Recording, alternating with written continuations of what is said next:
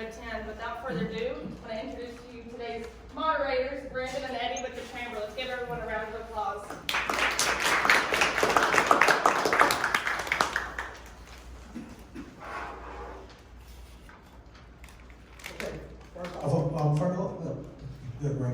First off, thank you all for being here today. My name is Brandon Campbell. I'm the Director of Small Business and Inclusion with the Little Rock Regional Chamber. And basically what I do is that I provide assistance and guidance for small businesses and also entrepreneurs here in the Little Rock region so that I can help facilitate the economic growth here in our area. Also included with that is minority and women-owned businesses that I assist with often, as well as connecting them to the resources. One of the issues with small businesses, and I know from my own personal experience, is that you're working a lot. You wake up at 8 o'clock in the morning, you work until 8 o'clock at night, or even sometimes later than that. And so a lot of times you don't know that there are resources here in the Little Rock region that can really help you to start your business, but also to scale your business. And so I'm tasked with bringing those resources to these small businesses here in the Little Rock region, and also helping with develop programming through the Little Rock Regional Chamber and the Venture Center as one of our entrepreneur support organizations. And I'm just blessed to be able to work with them, and I'm happy to be here today. Good afternoon. My name is Eddie Moraz. Been in Little Rock for about 2.5 years and been with the Chamber for about 1.5 years as the Director of Business Expansion and Retention. Essentially what that means is I help companies expand and grow and also make sure that they stay in Little Rock. Excited to be here. I love entrepreneurship. It's truly the backbone of what we have in Central Arkansas. So with that, I think we'll open up the questions for the panel. We'll go with the first one for introductions. Ken? Okay, great. Am I on? Yes. I don't recall getting to sleep until 8 a.m. Brandon? I don't recall getting to sleep that late. I'm Kent Wood. I'm the founder and CEO of Read the Label.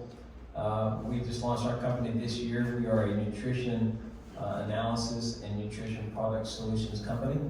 And we are excited to be here. And this is our first year in business. So this Spark program has been a really good asset for us.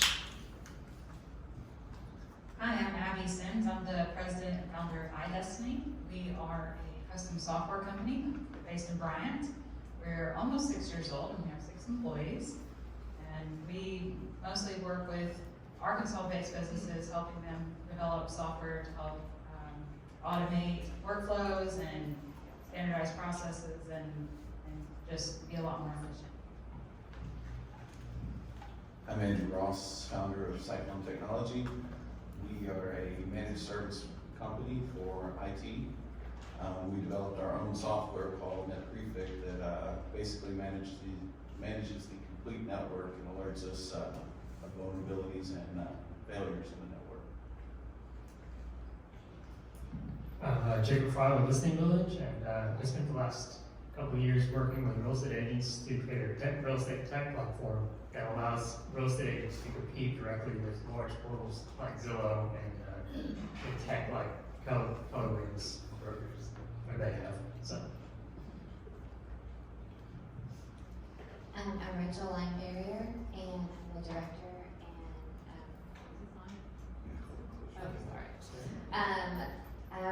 I'm the director and owner of Little Rock School of Dental Assisting, which is a 10-week dental assisting program.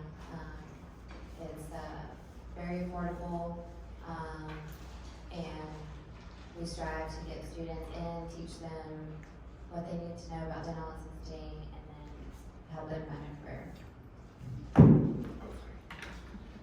Good morning, Neil Linebarrier. I'm Rachel's sidekick. She's the dental professional, and I just help with the business background. And like Rachel said, we offer a career education training program to kind of not bypass, as a different option to the traditional degree track. And it'll probably come up today, Rachel's story of why we are going down this path. But our parent company is Apex Dental Education Network, and have several locations underneath that umbrella parent And I most definitely want to also mention this here is one thing that Spark has really been working with them on, being a part of Spark has helped them. We're also working with the Venture Center is on their elevator pitch. And so as you all see that they introduced themselves, they did a really great job at that as well. And so give them a round of applause for that and also Venture Center. And so with that being said, I'm going to pass it on over to Eddie for the next question. So I think, and Neil, you can start this question. What we'd all like to know is why did you decide, and actually Rachel, with your story, why did you decide to become an entrepreneur? You know, that's a tough task, kind of scary, a lot of fear base in there. So kind of tell us your story and what made you become an entrepreneur. Okay, well, I moved to Little Rock about 12 years ago and really didn't know what I wanted to do. I was at home with a baby and I felt like I needed to start a career instead of all of these little jobs that I had up until that point. And I had previously worked in a dental office. I loved it. I loved working with patients and decided to become a dental assistant. Once I got into an office and realized that, I could help others going down this path of, well, let me back up. I did not go to college. There were several attempts to go to college, but I just figured it was not for me. And so once I became a dental assistant and got into the career and really enjoyed it, then, we discussed opening a path for others to do the same thing who may not want to go to college and instead offer a laser focused career path for those individuals. That was easy to get into and affordable and quick, so that they could start a career quickly at that point.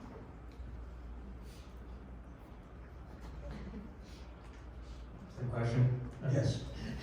So I didn't intend on being a part of like a startup originally. So I was in college when I joined Matt, our CEO, and a previous company called Desk Agent where we developed software, custom software for local businesses. And then we eventually saw the need for the real estate vertical and went into that. So that's when I really started to get into like the startup scene and like the venture center and stuff like that. So I had no experience before with it. So this is all new to me originally. So now I just saw the potential of it and so just stuck with it. And so, yeah. So I was working in the service industry for IT for about 25 years now.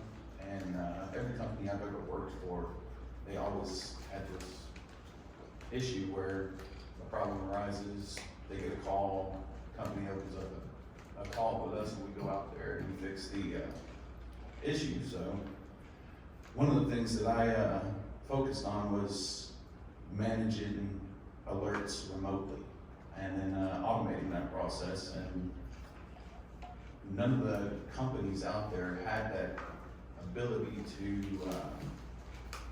see the events prior to going to site.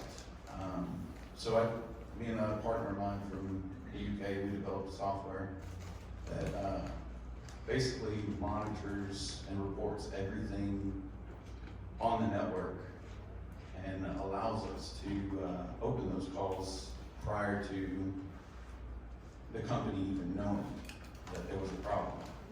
So that also allows us to store parts locally to the companies that we support. So when we dispatch a technician out, we already have the parts available for them because we know what parts the companies need. So that right there basically allowed us to start a company that provides managed services to multiple companies around Little Rock and other parts of the U.S.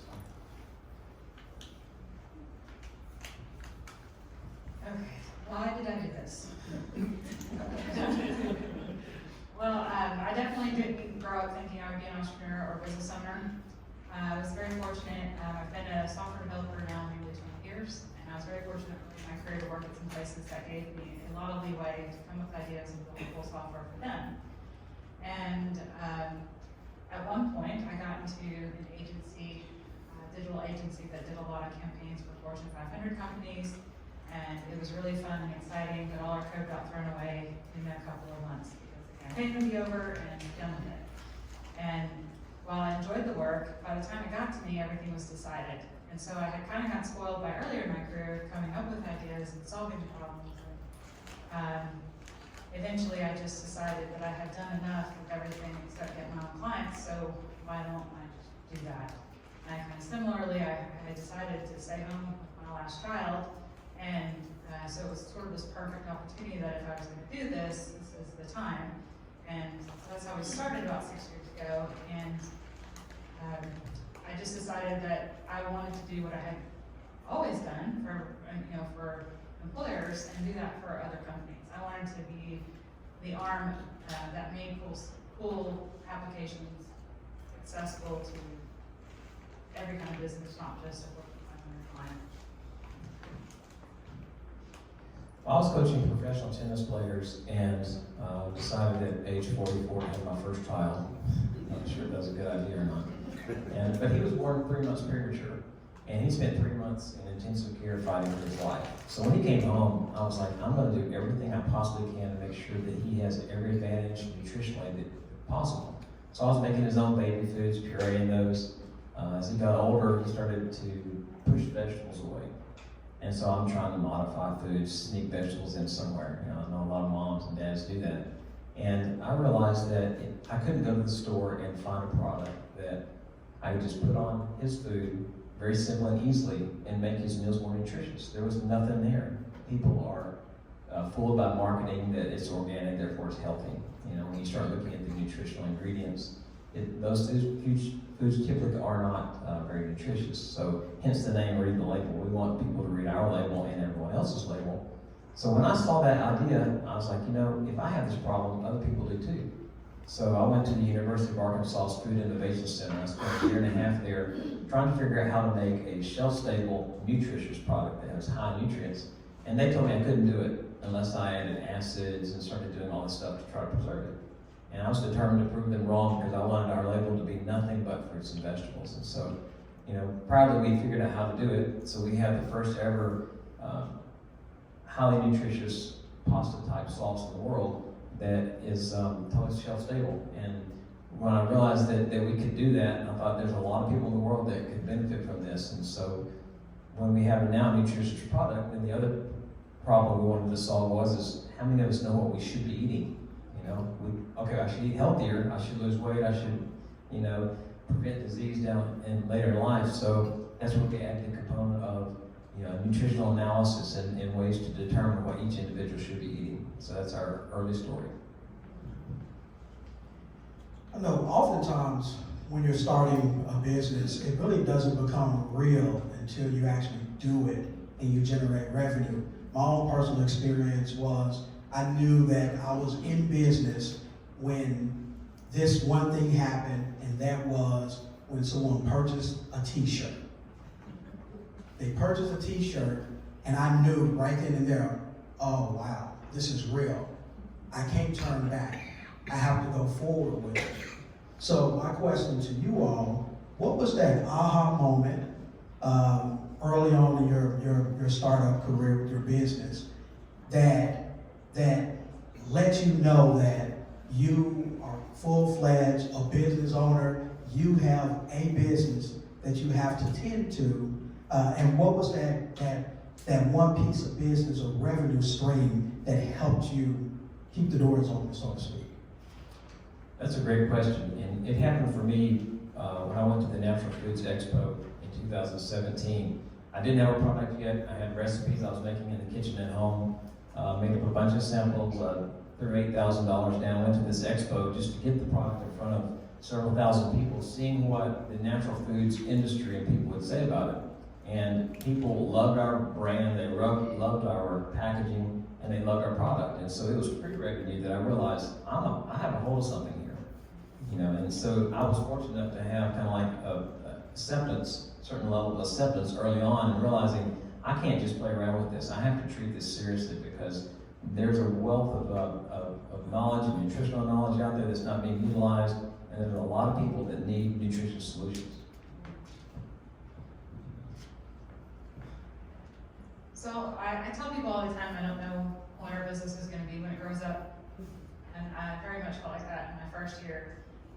For me, I had initially kind of looked at it like, well, if I can just kind of replace the revenue I would have made working for somebody else, then I'll feel successful. And I was very fortunate to be able to do that in my first year. Then the projects get more complicated. I can't do everything by myself, and got friends that are moonlighting and doing stuff for me on the side, but still there was kind of more opportunity, and there was a point in time at which I realized that I couldn't depend on people that worked nights and weekends. And when I made my first hire, that was when I really felt that we were a real company. It wasn't just me in a facade saying we are. Like, we had an employee, I had somebody's rent and car payment and well-being that I was also attending to, and that it brings a sense of responsibility and seriousness to what, before that it kind of feels like playing, and it's fun. It's just a different kind of fun. So our software, NetPrefix, started as an asset management software for a managed service company. When that managed service company was bought out by another company, they didn't want to take on this software that we were using to develop the asset management for the customers. So we, when the company was bought out, I basically got laid off, and that day was when I talked to the back-end programmers for this software and gave them the idea to turn it into a network management software. And from that day in July, it has been pretty much aha, and the company that let me go still pays me to this day.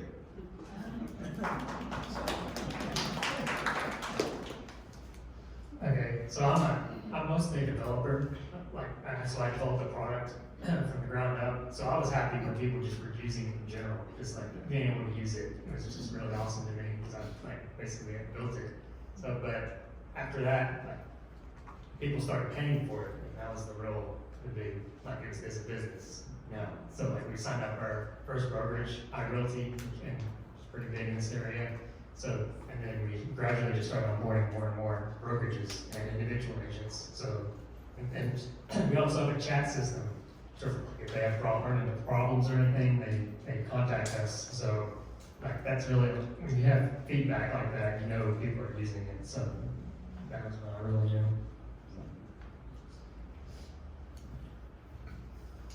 Okay, we became a licensed school in 2012, and we did not have a first class until summer of 2013. I think there were only 5 students. We didn't know how, we knew we wanted a school, we knew we wanted to help people, we didn't know how to get students or how to let people know what we were doing.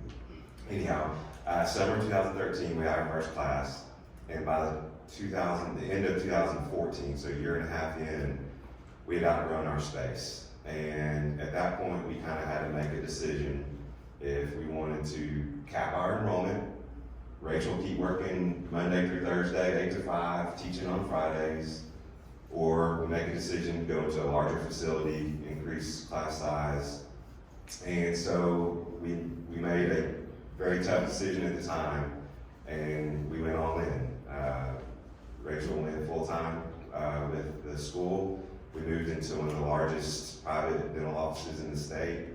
We doubled our class size. We added another semester, so we have 4 semesters per year, and actually have offer Friday and Saturday classes now. So threefold, 4-fold almost on enrollment. So you don't know at the time when you make that decision, but when it's your business, that's your baby, you go all in on it, and when it works works out, it's a good feeling. It doesn't always work out, but when it does, it's a great feeling. We have now 4 locations: Little Rock, Texarkana, Bentonville, and Jonesboro. And I want to make it sound easy, but there's been a lot of tough decisions, tough conversations, especially with Rachel and I. Being married is a whole other set of issues, but you know, I don't want to sound easy, but we cash flow from day one. We actually train and educate in operating dental offices, so we have no expensive dental equipment, no expensive assets that we're paying off with the debt for. Very low overhead. You know, we have instructors at each location. We have materials that we purchase. But from day one, we were seeing cash flow. So that was also helpful with the transition of Rachel going full time. And making that decision, looking back now, I guess 2013, so 6 years, we kind of looked small scale. We said we had a business structure that we liked at the time. We weren't looking long term. Looking back, we would have done it differently. That's just kind of part of the growing pains and the learning curve of being a business owner. And looking back again, that's the fun part. And when you're in the middle of it, it can be frustrating. It can be a grind. It can wear you down. But when it's your deal, you always have that extra energy to put into it. That was our jumping point. Well, Neil, you kind of alluded to the next question, but I kind of want to ask the audience, who's overcome or who's encountered some challenges either within your current company or within a startup that you're working on? Anybody overcome any challenges right now? Got one person, so everybody else to your life is great. That's awesome. Yeah, it's really good. I wish I had your life. As you heard Neil, they started off with some with cash flow, which was great, but still encountered some challenges. And so we've heard kind of how everybody started, what was the jump off point, but Neil or Rachel, kind of explain what was your biggest challenge that you just I talk a lot about failing forward, where you might overcome it, you might have not, and you had to keep moving because clearly you're still here today. So kind of explain that to us and what you learned and how did you kind of keep moving. I would say the toughest part of us running the business and having it is, owning, running, and growing it has been a challenge. And then separating that from just raising kids and all of that good stuff. You guys have 2 kids? Yes. So it just, we stay busy. But there's, we've had several challenges though, like when we moved from the small office into the large one, I had to quit a job that I loved and, wouldn't see patients anymore that I saw frequently and got close to and also had to burn a bridge, and so that's never fun. And then just, we have,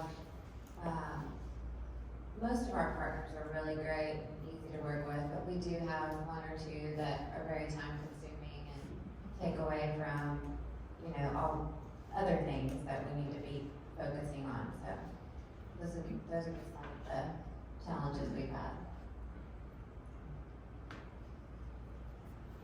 One challenge we've overcome is, well, it's still going on, but we kind of have a more better handle on it, which is like when you build something, you don't necessarily get the users to understand how to use your system, basically. So when we first built it, it's just it's yeah, of course it works this way. Just do this, and it's done. But the UI has to be done pretty well. So it has to be done so that they know what they're doing, any user. So that was a huge thing to overcome. And for current challenge is marketing online. Everything's been word of mouth so far, and so developing an online presence and validating ourselves has been tough, but I think we're starting to get there and figuring that part out.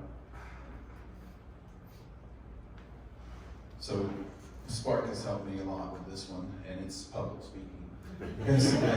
This right here, this is one of my current challenges. I appreciate Spark. I am getting more comfortable in front of a lot of people, or just individual people, so I never was good at public speaking or answering questions on the spot, so I think the Little Rock Chamber too. So we haven't really hit challenges that are anything other than closing deals, and I mean that's with every company. You go back and forth for months, it seems like at times, and you know, I don't have a lot of money invested into it, but I do have a lot of time, and that I consider money in my pocket, so just getting to the right person, working your way up the ladder, that's still a challenge, so, and getting those deals closed, so. Yeah, I don't know, the biggest challenge I can think of so far is that I've not necessarily always made the right choice of what we should focus on. Early on, you know, I don't know how much you know about development, but there's a lot of different languages, a lot of different platforms, a lot of shiny objects that we could possibly pay attention to and focus on selling. And I'm as a company, we're very agnostic. Like, we don't care what tech is in. I mean, we've done enough at this point that probably we can pick up your language and do it. But that wasn't the best attitude, as it turns out. We don't really niche in a vertical, but we try to stay fairly focused now in a stack. And we still will play in other things, but I don't let that distract me. I hire .NET devs. I don't hire PHP devs, okay? Like, we can do PHP if we need to, but I'm gonna hire .NET devs because that's where we make our money. And early on, I hired some people to do some WordPress and PHP development, and I ended up having to lay them off because they were not capable of doing anything that really made us money. And they weren't able to pick it up. And it was extremely hard because we had a lot of that work at a time, but consulting and service industry stuff is very fickle, and if you're not constantly out ahead of yourself and looking for that next relationship and know, like, somebody has a need and they're maybe not ready today, but in 3 months they might be able to follow up. Like, if you're not constantly doing that, you can get caught where I was, which is I have two people with nothing to do, and, you know, and no foreseeable projects for them. So I had to make a difficult decision to lay them off, which really was painful for me. I'm pretty strong, and I'm not always worried about pleasing people, but I do view the people that work for me as, like I say, it's a responsibility, and it's a trust that they have with me, and I hate to betray that trust. So it's something I'm very conscious of as we hire in the future at this point. Like I said, I know now that I'm gonna hire for our core strengths and stay there and be more careful. Something Abby alluded to about focus and developing a strategy, you know, that's a challenge to do a good one.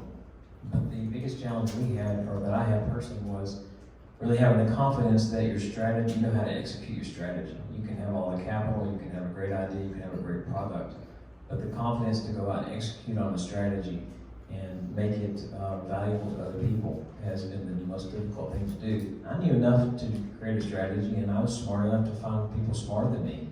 But in the end, I have to go create the execution, and that's been a challenge. A lot of great answers. I know we're about to get ready. We got one more question. We're gonna open it up for a Q&A. But I'll be remiss if I didn't say this here, that on behalf of the Little Rock Regional Chamber, we are very proud to be co-founders and also in partnership with the Venture Center for the Spark Pre-Accelerator. But I mean, it's really just been happy and just pleased to be working with you all and just seeing you all along your journey. And I'm looking forward to Pitch and Pint, where you all are going to be competing for that $6,000, up to $6,000 for the Pitch and Pint seat money. And so the final question I have for you all is, for those who maybe already be in business out here or thinking about starting a business or budding entrepreneurs, what advice will you give them, those who are looking to start a business or those who are trying to develop their business, or who may be even interested in being a part of Spark the next go around, right? Yeah, there you go. And also, any piece of advice for our recommendations on books that you all recommend? And most definitely want to hear from the women founders, what it's like being a woman founder, and some advice that you have for the women out here. Thank you. Finding people that can advise you, that have done what you're going to do, is very important. Because sometimes some people rely on, being self-taught and doing the best that's in your mind and what makes sense to you. But finding an advisor that has already done what you've done, they can look at things from the outside a lot of times, and they're looking from experience. And I don't think you can have too much outside advice that helps guide you down your journey. This is gonna be awkward. I'm just gonna say the opposite. No, I think it is great to have mentors, and I think you should ask people for advice, but for me, I think the thing I would tell you is if you have an idea and you believe you can do something, just go do it. I don't care what anybody else says. Like, in the end of the day, if you know in your gut you're right, go do it. You won't be for everybody. Also, work doesn't have to be crazy. You can set boundaries and still have a normal life and have a business. It's been very important to me, coming from environments where they would want to work you 50, 60 hours a week to make some deadline and it doesn't put anything extra in your pocket. It was important to me that I create a culture that's not, it doesn't have to be crazy. It can be a process, it can be a system, and it can happen between 9 to 5, and everybody can go home and be with their families and hike or bike or row or whatever they want to do. But really just believe, trust your gut, because that's what really what matters at the end of the day. I would say just surround yourself with people who know things that you don't know. That's the best thing that I mean. It's jump right in. It's all scary. Get time. Make sure you have enough time. So that's about it. So. I would say try to minimize ego as much as possible. So like it kind of gets into what everybody was saying that you can't do everything yourself. I mean, you have to jump right in, do it, but at the same time you have strengths and weaknesses. You should have people that will cover those weaknesses for you. So you have to realize that, and also ego can also, well, you talk about books to recommend. I would say ego is the enemy, which it shows how like ego like prevents you from seeing reality, get you out of touch with reality, so you won't be able to take in like feedback and actually improve like your business, which can be really detrimental, which if you can't change.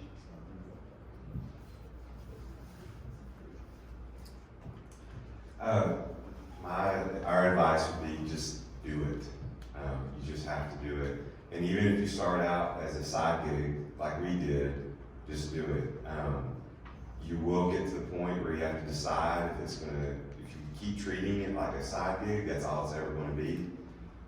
When you decide that you want it to be a business, you have to give it the time, the energy, and the focus that a business deserves. That's the only way you're going to be successful. It's not going to guarantee success, but you have to have that commitment for success to be an option. And then I kind of alluded to it earlier, don't sell yourself short on the front end. Keep a big picture. See where you want to be one day. Don't look at what you can do in one avenue in one location. Keep a big picture. Is it going to be scalable? Are you going to be in different locations? Are you going to be reaching out to different demographics? Like, keep the big picture in mind at the very beginning, so you don't kind of knothole yourself in and kind of limit your trajectory or limit that growth on the front end. Just keep the big picture in mind, keep your big goal in mind, and don't be scared of it, because somebody's going to do it. Why not be you? You just got to do it. You got to treat it like it's a business. You can't just kind of feather it along for money or whatever. It's got to have time and focus. And I just echo what others said, have people that know what they're talking about. That's not always friends, it's not always family. Reach out to the people that you respect in whatever field you're in and talk to them. It doesn't have to be business advice, it doesn't have to be like just talk to them, see what they think of your ideas. They may have input, and they open your eyes to limitations down the road that you can start preparing for now. But just give it the time and the focus and effort. I'll add to the female perspective part of it. I think it can seem really intimidating. I work with mostly males, and have to go to them for different issues or whatever, and I think it's important to stay business-minded and go into situations with a business perspective instead of from an emotional standpoint, because I think men don't typically respond well to emotion. No offense. But I think staying business-minded, staying on track, and stating facts and things like that are really important as a female business owner. Well, we really, really appreciate you guys sharing your journey with us. To kind of recap on that, the advice side, just do it. But on the flip side, like everybody kind of said, take calculated risks. Believe in yourself, believe in what you're gonna do, but calculate that jump. How much time is it really going to take? Who do you really need to help you out with that? I think that is very, very key. And so, yeah, really appreciate all that advice. We're now going to open up to questions. Anybody in the audience have any questions for our panel? I'm going to run the mic to you guys. That's great. I just had a quick question. Could I get the name of the book you mentioned again? Ego is the enemy. Okay. Yeah. Ego is the enemy? Yes. Okay, and then, Andrew? Yes, ma'am. Okay, so I noticed that you're trying not to say exactly what you do. So when you say monitor businesses, what type of The business? IT infrastructure, any type of business. Okay. It's data center monitoring, computer monitoring for desktops, printers, Mhm. copiers, any the Internet of Things, IoT. So Okay. just any device on that. I retired from a company and worked in an area where we monitored things for like a 5-state area. Mm-hmm. And we knew, like you said, when the alarms went off before anybody knew they had a problem. When Right. they came in the morning, we got to monitor at midnight. So, Exactly. from what you're talking about, I think you're doing real well. It sounds good. I love that book, Ego is the Enemy. I think everybody should maybe take a look at that, because I think all of us struggle with some pride every now and then. If any of you, all of you can answer, but as business owners who also have families, where do you find your boundaries? Do you have boundaries? Are there switches off and on? How do you manage? Just whatever your insight could be. Love that question, because I was going to ask that at the end of this. It's a journey, right? No destination. But for me, it's about routines. And I definitely still struggle on some things. But I like that I have flexibility that I can go to a school event if I want to. And I want to keep that kind of flexibility. But at the same time, if I go to every school event, it means I'm not doing something I need to be doing. So it can be hard as a mom. You want to be there, but as a business person, like, you can't be at everything. So you do have to kind of say, well, I'm going to limit to, 1 or 2 things a month, and I may have to say no to my children sometimes, or daddy or grandma can go, right? But it is very much about routine. So I used to work out of the house, okay? My office for the we didn't have a physical location until we were 3 years in business. So for 3 years, I worked out of my house, and I had to create an area of my house where that's all I did is work.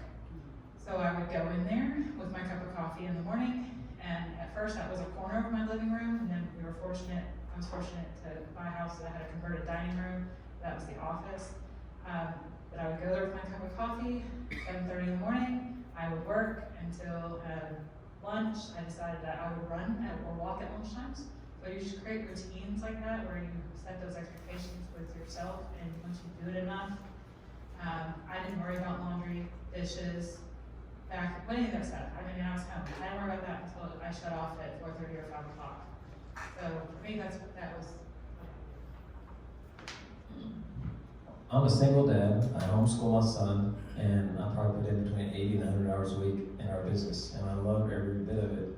And what I've done with my son, he's 11 now, is I'm trying to teach him to be an independent thinker, an entrepreneur, rather than a 9-to-5 employee. And so the homeschooling, the whole environment is about, we do what we have to do, we work together as a team. And so, early on when I was shipping products out of my garage, an order comes up on the internet, I'm like, grab 2 boxes, this goes, and he's in there just filling boxes up, making him a little entrepreneur too. And so that helps him accept the fact that tomorrow morning I get up at 5 o'clock and I'm heading to Bentonville, and I'll be back 13 hours later.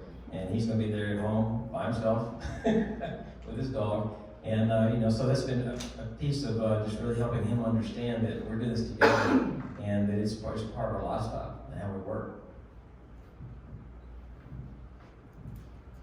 Any other boundary answers? I don't have any boundaries.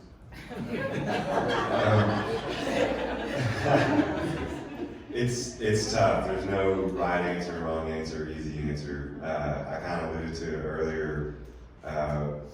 It's hard for us to leave it at the office because we're both at home with it. And if it's been a long day and conversation's not being productive, one of us, usually Rachel, will say, "We're done. Stop. Let's pick it up tomorrow. Let's think about it. Let's cool down, whatever." It's learning your limits, and I think that there was mistakes made in learning, and so it's just a learning process of when do I need to shut it off, when do I need to be working, how to prioritization is huge for us. Ticking off what we need to get done, what's the priority, and then just the life balance. It's a learning process, and I don't think there's a cookie cutter answer for it. Everybody's got their own methods. Routines are awesome. We have 2 kids that are in activities, and routines are a pipe dream for us. And so it's your own thing, and it's learning it. Would be nice. Got another question for you guys. As entrepreneurs, what is your why? What keeps you fired up, getting up every morning to do what you do? Something different comes up every day. Can't love sauce. Always finding a new device to monitor. Creating a template for that so that anytime that device is ever discovered with our software, we don't have to configure it anymore, that was already done. So I love finding new things, so discovery. Some days I have to say, what is my why? Because some days are hard to get up and do the same thing. It's not all rainbows and unicorns, and some days I'm not even sure I remember what that is. But there's a kind of a stubborn part at this point that keeps me going, even the bad parts, is that I just can't imagine going back to the way things were. Even if this doesn't work out, I'm going to be doing something else for myself. And at the end of the day, I just think about the greater good that the things that we're doing are. Today may not be good, but, and of course, a year I can look back and see the bigger picture of all the things that we've created that made somebody's experience with the company better or whatever. But first why was just kind of, somebody said this earlier, well, why not me? No, that wasn't instilled. Like I said, that I didn't come from an entrepreneurial culture. I came from a military background, so I think I'm just used to hard work. Nobody ever said that you could do that for yourself, really, to us. But anyway.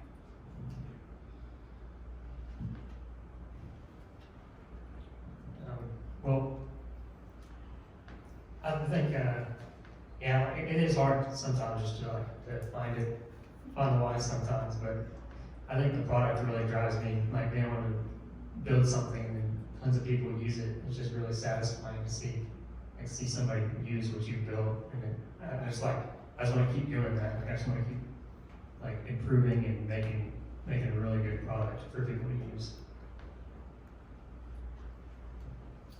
The why for me is I teach the students as well in our location that is here, and I really enjoy teaching them and seeing them just, I don't know, develop along the way and watch them, their personality and career and all that unfold. And then, after 10 weeks, or maybe a little longer, they'll contact me, Rachel, found a job, I love it, whatever. That makes me feel really good, and so it makes me, I know that I'm doing something good for other people, and that helps me keep going. My co-founder, Logan, back there, owns Me and Mickey Market, and he carried our products. And his son was diagnosed with cancer, his 5-year-old son, back in July. And seeing Logan use our products to ensure that he gets the best nutrition possible in his son made me realize that I'm on a mission to help people help themselves. And it's not about me, so looking outside of myself and looking at the impact we can make, that's the real vision. Just being successful as a business person, that's not what an entrepreneur is to me. An entrepreneur is somebody that looks outside of themselves and looks at the impact they can make. And I think that's how my why just keeps being reminded to me is looking at my co-founder's son and what they're doing and how we impacted that. That's awesome. Do we have any other questions? Cool, I have a bonus question. Well, on the why question, I think that's really good. I think you really need to understand that before you start your company or as you're starting your company. I kind of struggled with that when I was working on a startup. And I would just recommend if that's something that you're really interested in, check out Start With Why by Simon Sinek. Excellent book about really being grounded in your why before you get started. So my question to the founders, we hear this a lot, we see this a lot, I've experienced it myself.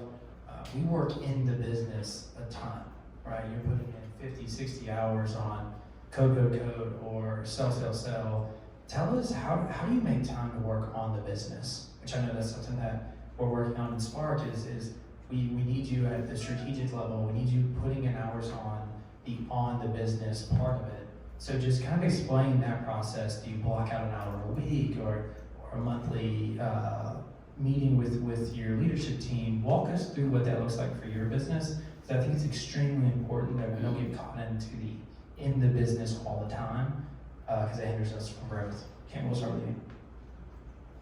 First thing I do is I start out each day looking at the top things that are priorities going on and how that we can attack those from the standpoint of who needs to be doing it and how it's going to impact other things. Because it's so easy for me to get caught up in a list of just the to-dos for the day. So I always try to take the 30,000-foot view. And that's where my co-founder has made a big difference in advisors is they're looking outside of the business and they remind me, you're looking at things from the inside too often. Remember to look at how the other people look at your business. Look at the pieces that are strategic, that are going to impact the long run.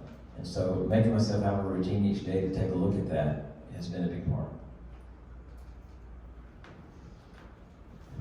Yeah, I would say I struggle with that sometimes. It can be, I'm a big budgeter. I don't know if anybody here is an Excel nerd like I am, but I do this at home with my money, and so I try to do it with my time. And I know that doesn't work for everybody, but for me, I feel a sense of I can be at ease because I know I've scheduled that.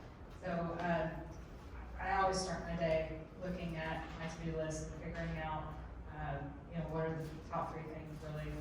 We do daily stand-ups in the company where we say, what did we do yesterday, what am I doing today, and what's blocking me. And I think that exercise helps me frame the rest of the day. It's the first thing we have to do before we start working. And then I wish I scheduled enough time to work on the business. It can get, I try to knock out the hardest thing first. What's the thing I really don't want to do? And I do that first.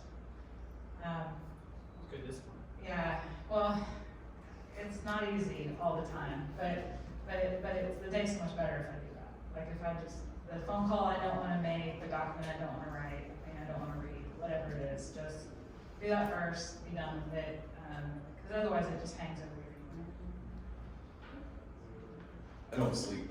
He has no boundaries and he doesn't sleep. I have one programmer in India, 3 of them in UK.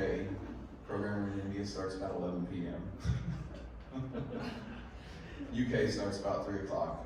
We meet about twice a week, about 4 o'clock in the morning. So that's Tuesdays and Thursdays, and then I get out and do the service work here in Little Rock and keep the money flowing. So I do get a little bit of sleep, but I'm still young and I think I can handle it right now. So, but that's where I'm at, and that's my schedule. So. I wish we had more structure, like to block out time for that. It doesn't just, like, it hits all at once and you get to time. Like, we use a software called Trello to like organize and prioritize what should be done first. Yeah, it's like Post-it notes on different like, rows, but it can be really hard. I mean, it can be really easy to just stay in the code and just like, okay, if I just build this, but instead of looking at a macro level and seeing like what would be the most beneficial to build or make sales or anything like that. So yeah, just being able to prioritize that is something we're actually working on to improve. We're actually at a point now where we are bogged down by the day-to-day stuff and looking to hire and delegate. That's hard for us because we work so hard building the curriculum, the business, and to take some of those day-to-day activities and hand it off to somebody, trusting that they're going to keep that quality, that energy and effort. It's not their business, and so that's a tough point for us right now. But on the flip side, being bogged down by the day-to-day stuff has prevented us from the 30,000 level viewpoint, has prevented us from a faster expansion or scaling than we would like to see. So there's trade-offs, and so I don't have an answer for you, but I can say that is a struggle that we are currently in, and it's tougher than it sounds when you're handing off what you've done every day, all day, for a while now to somebody else and trusting them to run with it.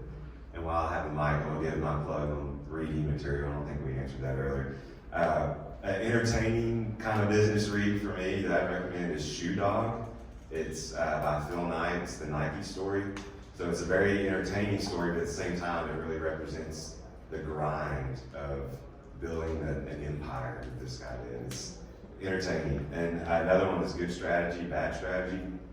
Kind of opens your eyes to the difference between an idea and a plan and an actual strategy. And a lot of companies will have these goals with no real path there. So that's 2 recommendations to throw out there. Good books. Again, let's give our panel a round of applause.